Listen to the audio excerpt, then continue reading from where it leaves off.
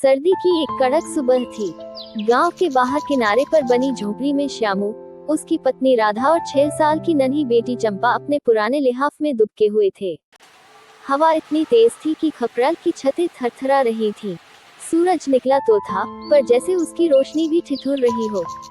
श्यामू पेशे से बांस की टोकरी बुनता था। यही उसका हुनर था, यही उसकी रोजी।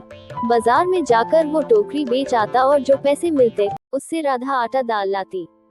सर्दियों में काम धीमा हो जाता, लेकिन श्यामू हर सुबह उठकर अपने टूटे स्टूल पर बैठ जाता, कांपते हाथों से बांस की पतली पतली पट्टियां काटता, फिर उन्हें चक्र की तरह बुनना शुरू करता। चंपा, जो श्यामू के पास बैठी थी, कहने लगी, बाबा, मेरी भी टोकरी बना दो, उसमें मैं फूल रखूंगी। बोलो ना, तुम बना दोगे ना? जरूर बिटिया, ये एक छोटी टोकरी तेरे लिए ही तो है।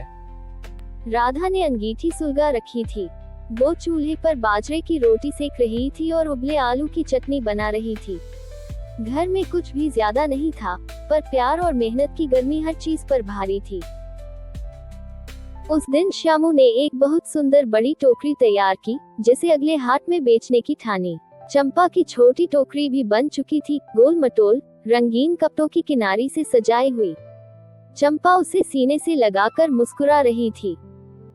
अगले दिन हाट में श्यामू की टोकरियों की खूब तारीफ हुई।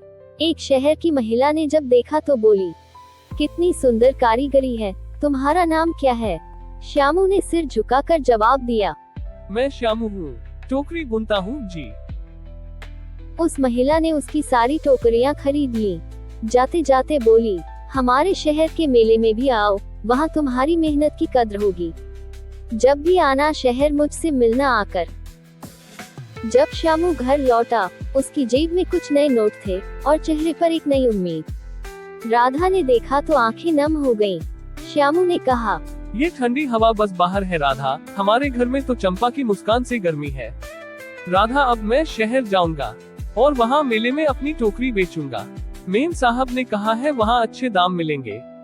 चंपा हंसते हुए बोली, और मेरी टोकरी तो सबसे सुंदर है, मैं इसमें अपनी गुड़िया के कपड़े और फूल रखूंगी। उस सर्दी की सुबह ने श्यामू के जीवन में नई गर्मी भर दी थी। मेहनत, परिवार और एक छोटी सी टोकरी ने मिलकर एक गरीब को अमीर कर दिया।